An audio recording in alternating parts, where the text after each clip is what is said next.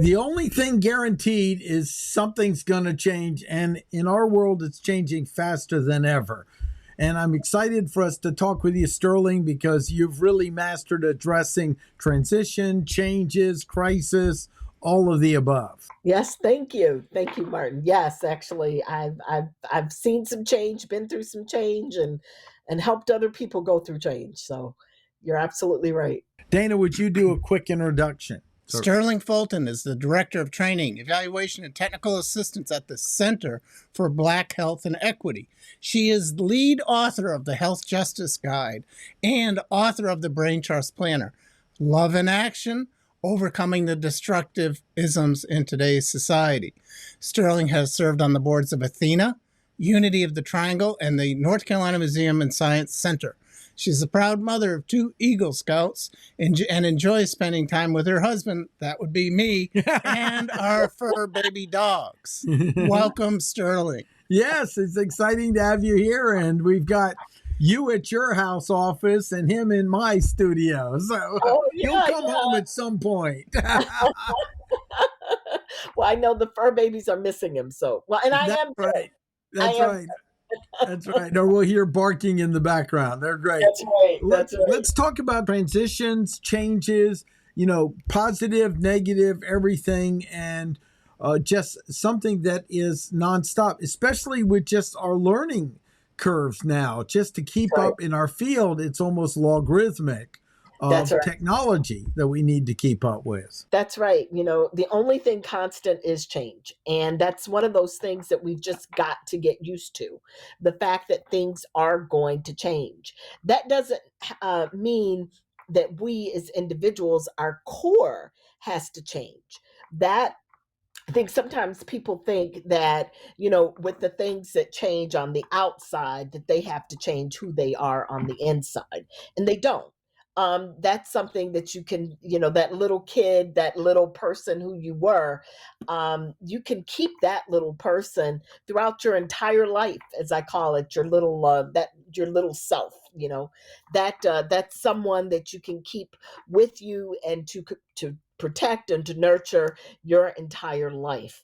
That's also the person, or that is where your core values exist.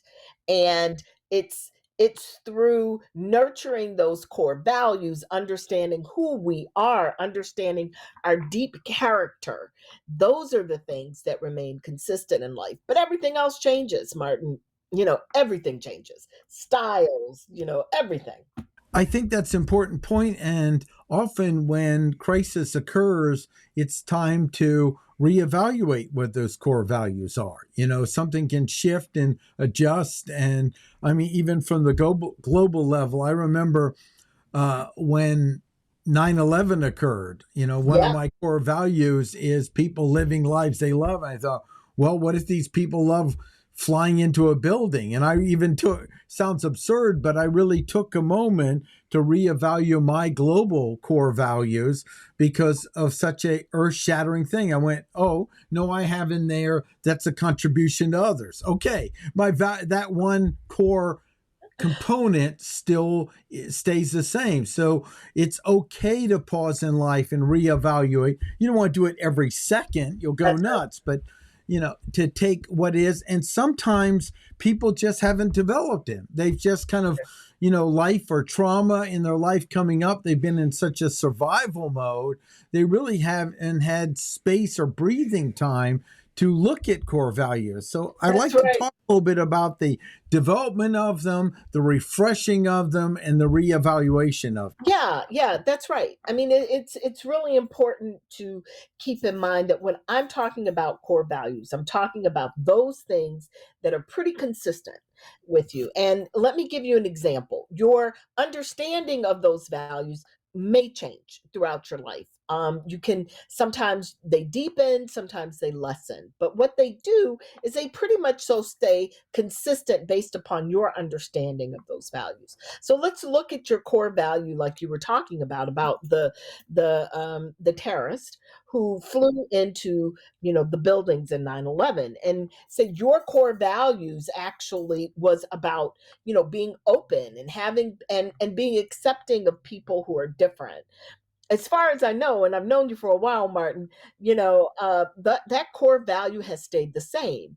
What those people did was not that that they were murderers. I mean, they were terrorists. They took something, their misguided belief, and they acted upon something in a horrific way and damaged other people. And they not only damaged themselves, but they damaged, and I didn't mean damage themselves in terms of, let me rephrase that. They damaged not only the lives of the people who they took, but they also damaged they also damaged actually what they thought that they stood for. I mean, because they were misguided and murderers. I mean, terrible, terrible people. So that's really important to kind of keep that in mind. That those core, without moving away from that, those core values, such as if you have your core character values, such as love and understanding, your understanding of those values may change, but as you develop, as you get older, as as you have things happen to you, but typically you kind of keep the same. I often think about the times like when I was a little kid. Um I was the one that, when somebody new would come into town, when somebody was hurting, I was the one that was there. I was, hey, you know. And what's funny is I thought I wanted to go into medicine, and I thought I wanted to take care of people that way. And what I've ended up doing with my life is something totally different. And I'm still that person, that person that is accepting and open of people who are different, and trying to see the best in people. My husband will tell you sometimes I do that to a fault. So, but my understanding of that has changed over life. Over my understanding of what that means has changed. But fundamentally, I've not changed who I've been pretty consistent about, that character of who I am as a person. I think this is something, and I'll make one more point. This is really important for people to understand, because once you understand this, once you understand that, you're able to nurture it. And then what you're able to do is live from that perspective. So, if you're an open person, and if we're using that as a core value, or if your core value is family, or maybe if your core value is like that, you just like things organized, you like things in a certain way, maybe if that's it, whatever those values are that are deep down, when you live close to them, you live in alignment and your life feels good. When you don't live close to them, then that's when issues come up, and significant issues come up. How do you kind of mesh, Sterling, the fact that values, your basic values, don't really get altered or changed by these life events, is what I'm hearing you saying. Your basic ones. Your basic. They certainly can be rocked, right? If you Oh go yeah. through Oh yeah. a challenging divorce, or your job is eliminated after you've been there working for a company for many years. But I think what you're saying is those are more feelings that get Right. affected, and maybe it affects your behaviors temporarily. But you ultimately, you're saying ultimately most people kind of come back to a center place on that. How's Yes. that work? Yeah, you come back to a center. And it's like what you were saying. I mean, Dana, we all go through issues. Our understanding of who we are, sometimes that does change and that gets rocked. I mean, we have traumas that actually can change our outlook on life. But fundamentally, who we are, this little kernel of light that we all carry within us, that kind of stays the same. Some people harden around that and become really tough, and it's kind of hard to break through. Those kind of people I'm talking about. Some people even go through horrific traumas, may lose themselves and spend a significant portion of their life trying to find themselves again. But once they do, then they feel at peace. And there's tons of stories and of people who undergo this, this journey within their lives, trying to define, trying to get back to center, get back to who they really are. So I'm but it's important. Why I'm saying this is it's important to understand this fundamentally, so that when you go through something, you can go back to who you are as a person. You can go back to that little kernel of who you are as a person, and you can nurture that, because that's where, understanding, that's where going through transition can be easy, can be easier. Put it that way. It's no going through no transition. I mean, is it's going through every transition is hard. It's hard. It's important to keep in mind that you do have those basic values and characters. Now, how do you mesh that with, we often hear that some of the worst things that happen to us can be, and in fact, I will say for myself, have been character building. They Yeah. have forced me to be a better person. Yeah. And Okay, it's but did my values change during that process, or am I misunderstanding things here? So what I'm saying to you is, I think, let's go back to what I mean when I say values. I'm talking about those characteristics of who you are as a person. Typically, like Dana, you've always been the outdoor adventurous type. You've always enjoy people. I mean, you enjoy helping people. You're kind. Those things typically don't change. Now, what happens is, yes, our expression of them may change as we age, as we have different experiences, but who we are, those little fundamental things, they typically stay the same. And you know what I'm talking about. I mean, you've seen kids that you've or somebody that you've known since high school, not high school, I'm sorry, even kindergarten. And some of their core characteristics, I'm not talking about what they believe in. I'm not talking about that. I'm talking fundamentally who they are. That typically stays the same. Does that, do you understand? It makes sense. Yeah. I Yeah. remember a friend that went through a really tough divorce with his daughter. He became a single father raising his daughter. Yeah. And, some of those are so shattering, they get you to reevaluate everything. And Yeah. what he did, I thought was really interesting. He took a paper plate and he started making pies out of it and said, who am I? Okay, Yep. I'm a father, I'm a veteran, I'm a this and that. And he hung it on his desk because he needed an anchor for, like, what is me now? Because Yeah. so Who am I? much had Yeah. been shattered and disrupted, and he was now facing raising a young daughter that he had hoped there'd be a mom involved in it entering her teenage years. And I thought that was really very grounding for him. So I really want to acknowledge that even though we might have a core that transfers from a younger age, life can occur where our experience is that's shattered. It doesn't feel Absolutely. like that's present at the time. And that's okay to start working on it. And, Yeah. how are you then going to have meaning for now? This is the next chapter. Because the challenge is, without doing this, it seems to create an optimum situation for life to get worse, like health issues break down and everything else. So, Exactly. taking that time to redefine, okay, so who am I going to be next? What would Yeah. that look like? How do I start that? How do I feed that? How do I support it?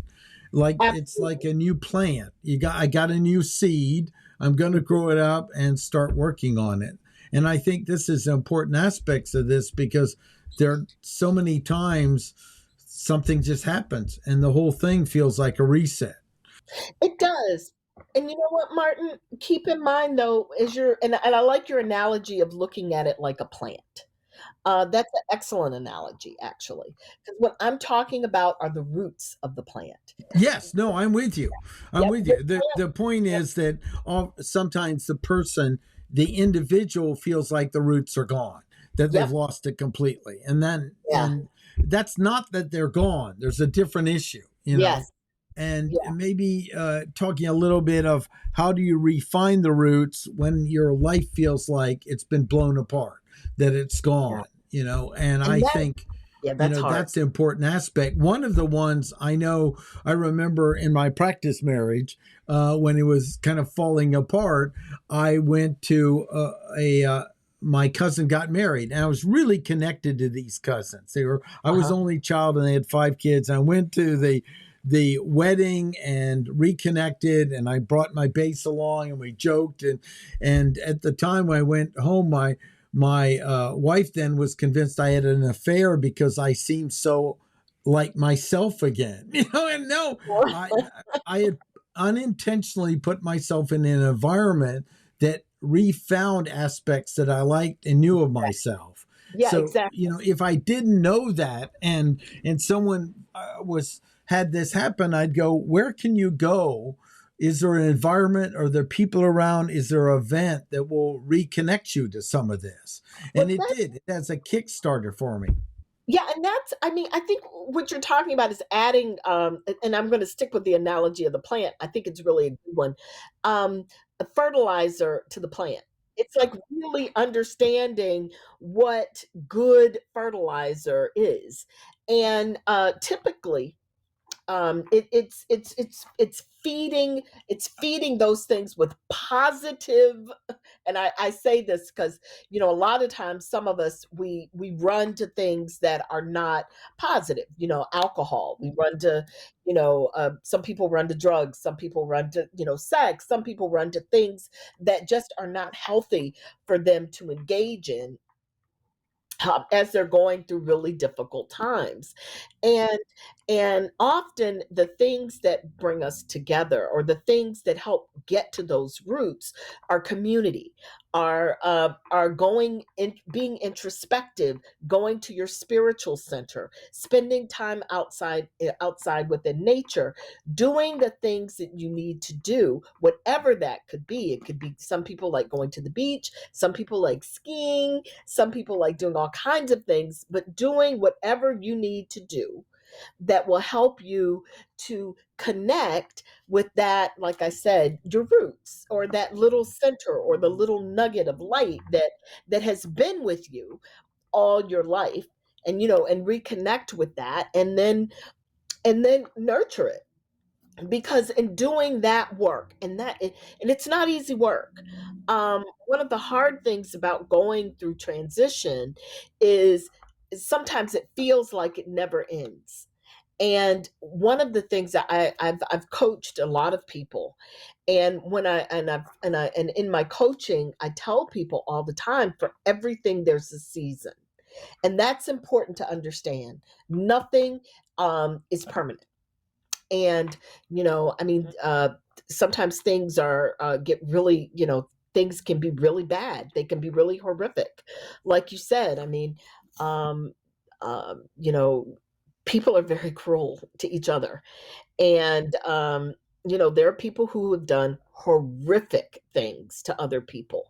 And how do you overcome that? How do you reset? How do you not lose yourself in that? I mean, um it's just, I again, as people are going through difficult times, you know pulling in and reconnecting with who you are, who yourself is, and then building yourself back up, but realizing that with everything, it's a season. um you know we will go through different seasons in life. There's a season to be born, a season to love, and for everyone, everyone on earth, there will be a season to die. And so, it's understanding this, and understanding how you're going to face that season and who you are going to be as you are entering that season. It's really interesting, Sterling, that you mentioned like ways to combat this, to go through it positive as possible, right? These unanticipated, unexpected negative changes that we're referring to. Yeah. And you mentioned music and hobbies and getting back to your roots as a way to do that. A lot of people, and including myself, I think, and maybe you too, Martin, when we go through these divorces, unanticipated job changes, we sometimes temporarily lose our entire identity, like our whole self-worth. I've seen in working with clients myself in jobs, like their whole identity is tied up into that job, and that job gets taken away. That's and right. They kind of spin for a while, and it's hard for them until they kind of go through a process of recovery. It's hard for them to focus on a bright future. Yeah, absolutely. Yeah. Go ahead. I'm sorry, hon. I was going to say, I mean, you're absolutely right, Dana. And as people are going through these difficult points in their life, I encourage people to reach out to others, not to go through it alone. For people, especially if you're struggling, to get help, get therapy, um, to reach it out again to your, if not everyone has family that they can reach out to, but if you're lucky enough to have family that you can reach out to, lean on your family, lean on, and sometimes we have to make our own families. Sometimes we get lucky, we have birth families that are wonderful. Sometimes we have selected families. um, you know, make lean on them. Like I said, if we need professional help, lean on professional help. Lean on our spiritual centers, what that might look like. Um, but it's going through different and difficult times in life. You're absolutely right. People do lose themselves. But I want to say this again, that they lose their identity of who they are within a role, but they don't lose themselves. And I'm let me explain that differently. Um, I'm Sterling, right? I'm Sterling. I'm the director of training and evaluation and technical assistance at an organization. I love my job, but say if I lost my job, I'm still Sterling. Okay. I might not be Sterling in this particular role, and whoever that person is in that role may be gone, but me, Sterling, I'm still the same, you know. And sometimes I think a lot of times people lose that. They forget that they are still the same. They're and as they go through these different things, it's Sterling the wife, Sterling the mother, Sterling, the dog owner, Sterling the home owner. All of those things are transient.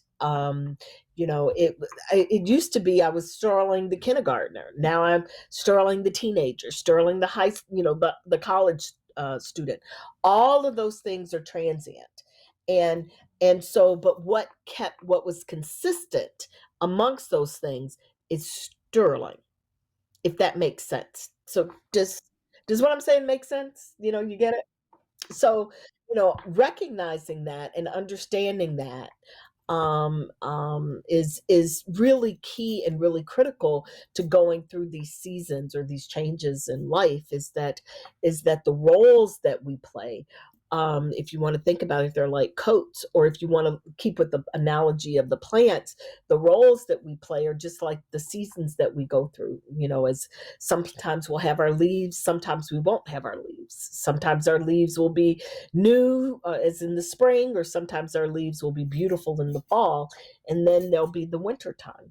And then so all of those things are changing, but what's consistent is the root of the plant until the plant exists no more. And then that's another story, and that's outside of my wheelhouse. So, That's excellent. Well, I think we've covered some really good things, and one of the thing to add is just giving yourself permission to acknowledge that you've lost who you think you are in a real trauma. That yeah, it's okay you lost it. It's just absolutely. know it's not that it's lost. You just lost access to it. That's right. And then starting with something simple as okay, I can cut up an orange, or an apple, Yeah, or find something real small that you can claim to yeah, begin. It's okay to have those small steps and build up, and then it's okay to realize that sometimes what you're committed to and what you feel in the moment aren't going to match up. It's okay that's that, right. I'm committed to doing this in my life. My body has a feeling like I'm a failure. That's okay. Right. Maybe there's some space that's needed for grieving. Maybe there's some time, something you need to do to move through it. Yeah. The incongruencies, okay. It's just, what is your direction? What's the vector? Who are you connecting to? And that can be your anchor, even if the feelings haven't caught up yet. And I think that's an important piece, because we live in a world where there's so much focus on how do you feel now and what are you doing, and my experience is, when I'm absorbed in every feeling, I don't have as amazing life as when I'm absorbed in my commitment, what I'm committed to being in the world, what I'm committed to being in my Absolutely. That's right. gold comes from, and also the character, the confidence. It Yeah. doesn't come from having a bubbly feeling from moment to moment. And I don't want to discount them. We don't ignore them, because what we know about feelings is you stuff them, they get piled up in a closet, and then they become a mess. But some door pops open and you're a train wreck. Yeah. But there's a difference between acknowledging them and being absorbed in them. I agree with you. And it's funny, Martin, that you say this, because when one of the things that's important that we do in our society, and that we've gotten, social media has actually helped um, facilitate this, and it's not a positive thing, is the material. We get caught into these roles, and we have latched our pure being into these roles, into the external, into the material. Oh, I've got this purse, or oh, I've got this, I've got this car, or oh, I've got this, I'm doing these particular things. I mean, like you said, I have this job, I have this role, I have this. It's a material thing. It's like a coat that you wear, and we've gotten caught up into this. And when we have to change it, it becomes painful. And like you said, people define themselves by these things, and what they've missed is who they are. They missed themselves as who they are. And I definitely agree with you. The pain of we it's funny because, like, you turn on the television, everybody's happy, everybody, well, not all the shows, but Not not the all, news. Not Not the the news. news. not the news, Not the news. right, not the news. Everybody's miserable and dying. Yeah. Right, everybody's miserable on the news, but No, a but lot, social a lot of, media is yeah, everyone. I social mean, media, Yeah. we all know people who are their relationships a train wreck, and yeah, they're miserable. And we look at their Facebook and go, "Is that John wow, and Betty? Didn't they almost kill each other yesterday? right, The last time we went out to dinner." exactly, Well, exactly, I call it the look at me syndrome, and it yeah, really amplifies it. And one of the things I enjoy is following different people on TikTok, because there's a big that's where I think one of its strongest ways, where you'll see this person, they build up a following, and it's look at me, enough about me, what do you think about me, look at me, look at me, look at me, Right. enough about me, what do you think about me?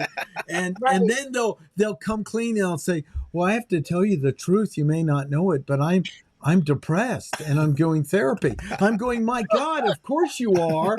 Your whole life is about you. I Right. mean, It's all I about would be you. depressed and want to jump off a cliff if all I did is say, look at me, look at me, look at me, look at me. I would like get Exactly. bored with it. I'd be depressed. I'd be like, this gap between who I am and the facade would grow bigger Right. and bigger until it collapsed. And, and Right. my heart goes out to them because they're just doing their best. They don't mean to make their lives empty and meaningless, but they really train their system to be superficial and meaningless. And then guess what? They wake up and go, my life is superficial and meaningless. I go, Meaningless. well, They're you like, did what? such a good job building it right now. Right. It adds up. Well, we as a society, unfortunately, we have done this to ourselves. And Oh, there's enough we're blame to guilty. go around for everybody. I think we Yeah, all contributed to it. I mean, yeah, we all did. the old thing, when I point my finger at you, there are five pointing back at me. Or to Exactly. quote, there's a great one. I don't know if you met Dr. Thomas Griggs, but he had a great quote I loved. He says, I can't throw stones because I live in a glass house. That was the most profound. That ought to be a t-shirt. Maybe I'll make it a t-shirt. Right. But, yes, we all have that. It's a tragedy because it does amplify, and that's why I say find some things to go fail at so that you can build some confidence. And I remember speaking That's a good. I get to speak to the business groups often at my university. They'll bring me in for the seniors, and I'll look at they're wonderful kids. They're brilliant. They're confident, but their confidence seems like this compared to their skill. And I realize what's absent is they haven't had enough failures. They've had too Again, many absolutely. perceived successes that were shallow, or too many people told them they were great when they knew they weren't. And Well, that gap keeps building inside. And my advice one time, the last one is I gave them a bunch of my quotes, and the favorite quote of the one of the room classes was, "If your life's boring, it's because you're boring. Life begins outside your comfort zone." And I remember some of the students coming up like saying, "This is amazing," and I'm going, "This is not Shakespeare. This is yeah, but." I'm so grateful you got great insight out of it. But, it is something where I think those of us who have had the blessings of failure and success almost have an obligation to support these people, not make fun of them. My interest is when I hear that and they make the movement, I don't want to challenge them, go, you need to fail more. I want to go, how can we make a little calculator? How can we do something where you have a chance to fail, because that will help you build more confidence and well, really reach out to them. I think too, Martin. What you're saying is very important, because as parents, we want our children to succeed. I mean, because we know that what the importance of, or as the milestones that society has put in place, we know that what's important about reaching those milestones. I mean, I get that, and inadvertently, the law of unintended consequences, as my husband always talks about, we've created this, in our children, by helping them succeed. We've actually hurt their character, and what we've done is, it goes back again, we've taken them away from figuring out who they are. And I'm saying that by giving somebody something, or by giving them so much, then people aren't able to figure out who they are. And often when they realize who they are, it's in a crisis. Or they may start to understand who they are, and then they close that part off, because kind of doing this kind of work is painful. And so, and it also requires you to go deep. And often, sometimes we don't want to go deep, because going deep requires us to sit and be still, and it requires us not to do things like scroll social media all the time and wonder what's wrong with our life. It actually requires us to peel back the curtain and look at ourselves, and a lot of times, we don't want to do that. Um, I do want to say, I think for anybody who's listening, and if they're wondering, okay, so how do I do this, right? How do I start right now? Here I am, I've just lost my job, or I'm contemplating getting a divorce. Sometimes it starts with doing something really, really simple, and that's just sitting still. And and sometimes it's just sitting still, and it's trying to figure out, actually it's not really trying to figure out anything, it's just sitting still. And sometimes sitting still might be sitting out in the back porch, and this takes time. It takes time to really allow yourself just to be in the moment, so that you're grieving who that role that you were. I'm not telling you not to accept that, because that's hard. We all have to go through that process, the grieving process, getting angry, getting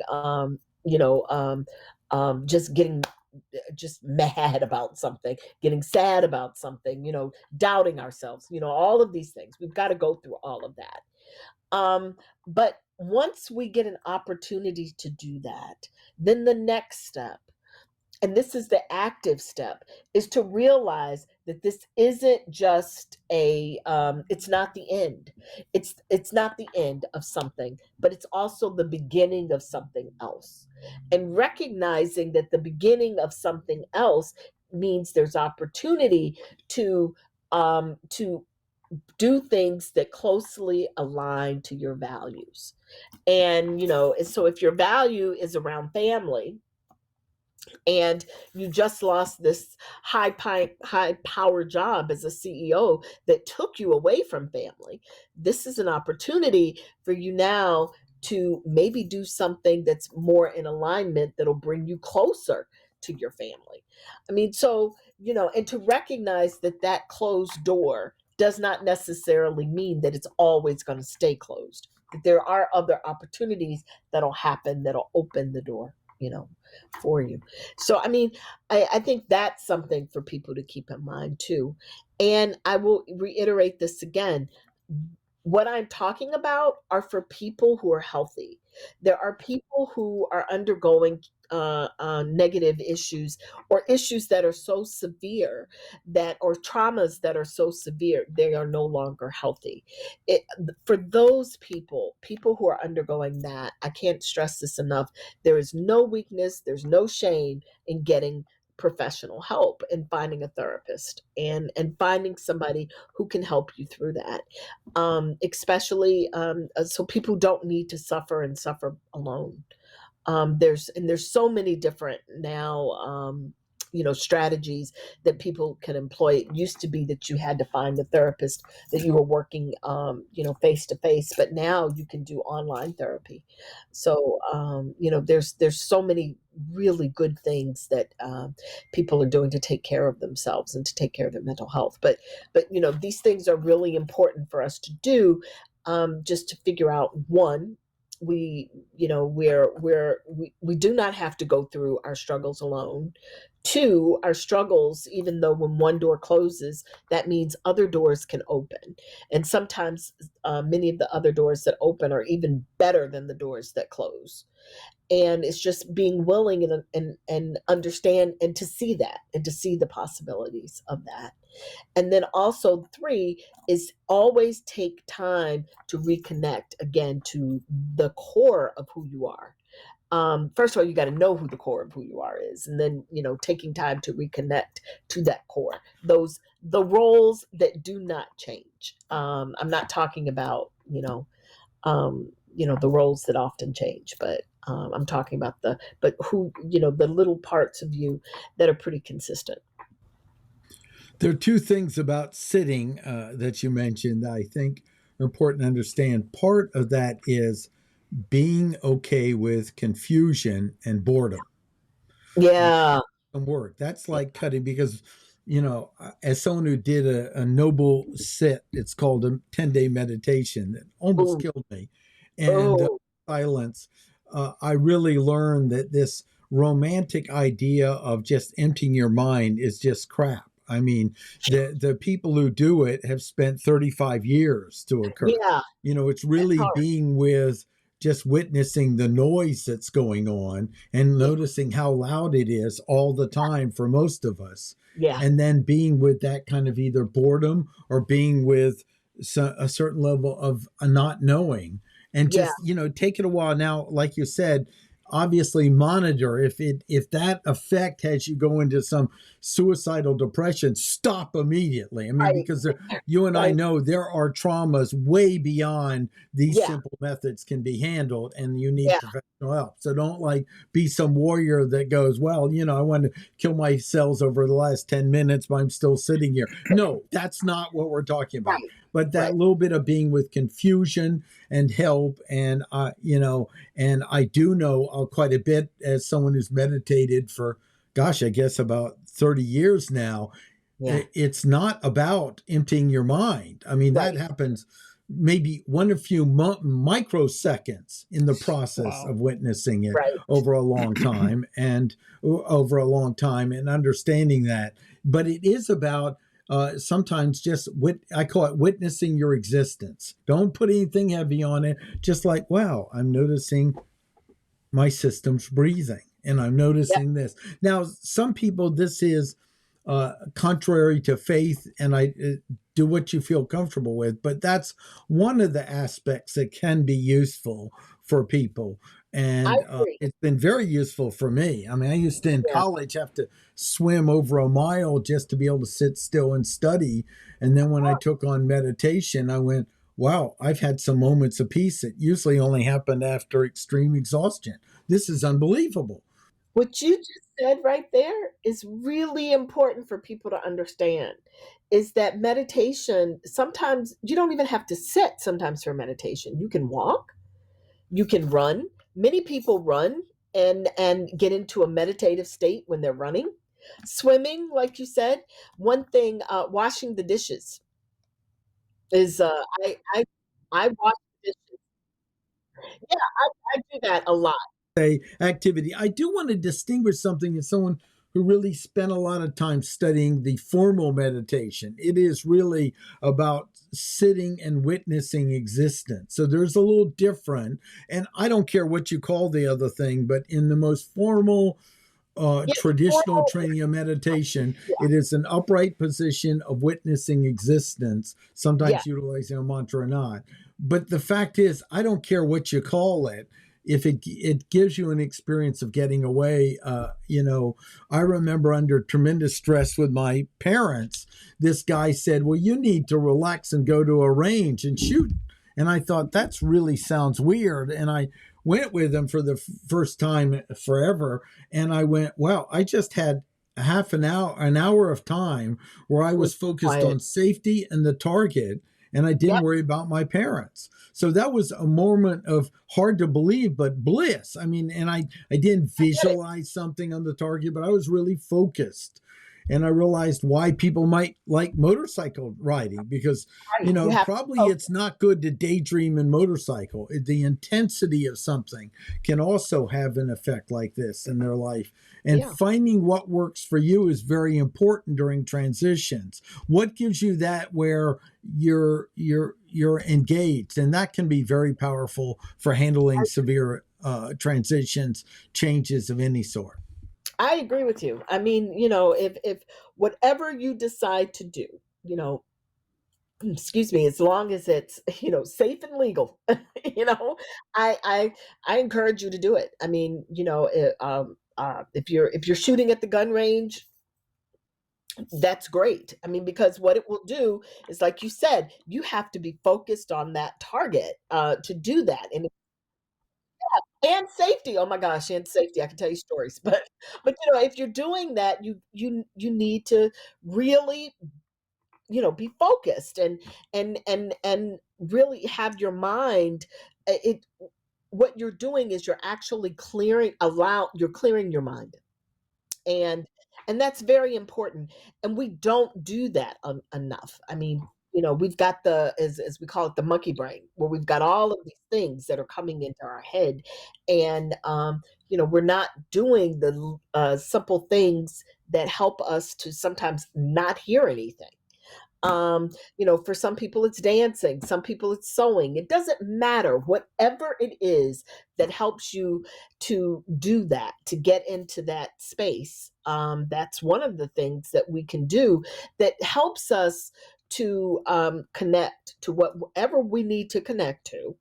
And that's different from different people, but to help us to kind of get our center back so that we can deal with these life's transitions. One thing that's important for us to understand, like I was saying, is that transitions will happen. I just attended a luncheon today, and I sat next to someone that I've known, and she just had a baby, and her baby's now a year. And I'm sitting there and I'm going like, oh my gosh, he's a year old.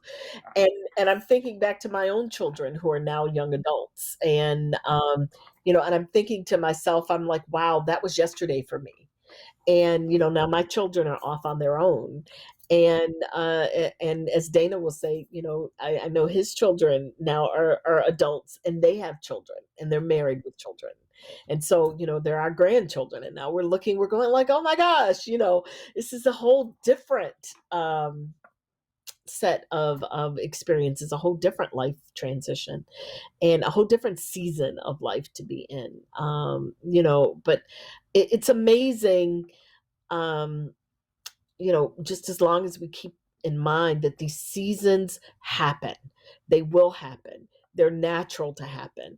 To prepare for them, the only way you can prepare for a season is just to know what's coming. I'd like to make a couple comments too. Number Sure. one is that the other feeling that people can have going through a negative unintended transition is feeling humiliated, okay, in the eyes of their friends, their colleagues. And that happens a lot. And I think you've addressed some of the remedies to that. They're all the same kind of remedies and solutions to have faith and hope and work through it and have milestone wins and that kind of stuff. The other thing you said a couple of times is everything has a season. And it reminds me in the investment area, we talk about cycles. Everything cycles, economy cycles, markets cycle. And the same thing is true with life, as you've pointed out. Not all of these cycles are negative, right? So, lots of good things can happen as you go forward with positive, unanticipated wins and gains. You get a job promotion, you get remarried, you have a baby, you buy a new house, you get a new fancy car. I mean, there's a lot of stuff that can happen, on a positive. And what's interesting about that, I'd like to hear your comments, but that can lead to some stress too, even though it's a positive. It's kind of funny how that can happen, but that can be stressful that you have to kind of work through too and accept, right? Okay. All right. Yes. And you know what? A very wise man once told me that nothing is as good as it seems, and nothing is as bad as it seems. And I really thought about that. I mean, it's true. Every good transition, marriage, having a baby, getting the perfect ideal job, buying a house, has also with it challenges that occurs. I mean, there's ups and downs in life, and that's just life. And once you understand that, it's easier to ride those waves. That things will be good and things will be bad, but it's just life. Now, I am not talking about the tragedies that happen. Um, Martin, we started off this conversation talking about, one of the darkest days in America, a dark day in America, not one of the darkest, but a dark day in America. And, I, I, I don't, I don't have any words of wisdom to say about that. I mean, it was that's a dark time, and it haunts many of us. My own family was touched by that day. We had a family member who was working near there and ended up getting a lung disease and ended up dying. as a result of that. And so, I mean, that's just a tragedy. And for things like that, like I was saying, and we've said several times, those are seasons, those unexpected seasons, those are seasons in which professional help helps you get through that. And there's just really not any, that's where community and getting people who can really help you to wrap around you is important. But for the seasons that most of us go through, those seasons, for that, many of the remedies, like what we were talking about, and like what you were saying, Dana, just knowing that these things are going to happen, the good and the bad. I mean, that they happen, and prepare for it. It's important also to keep in mind, something just came to me too, is that it's funny because sometimes people really have anxiety around good things, you know, and you wouldn't think that that would be the case, but not sometimes, good things actually cause a lot of stress with people. But again, just to understand that it is a temporary thing, and that it will pass. This too shall pass. So that's just it's important to keep that in mind. As we're going through these life cycles, that yeah, as we're just going through these life cycles. Well, Sterling, what is the best way for people to reach out and connect to you if they have questions or want to connect with you? I presume LinkedIn is a good resource. Yes, LinkedIn, please. LinkedIn with me. I'm on LinkedIn. We'll put that in the link, the text below. This was a blast. Thanks for joining us, and this was a really exciting show. And I'm sure people got a lot of value out of it and enjoyed it. I certainly did. And this was great. Thanks for taking the time, Sterling, to join us. Oh, thank you, Martin. I appreciate it. Dana, hurry up home. Yeah, I have to get her home now. Yeah, will do. Sounds good. Great. Take care. Right. Take care. Bye.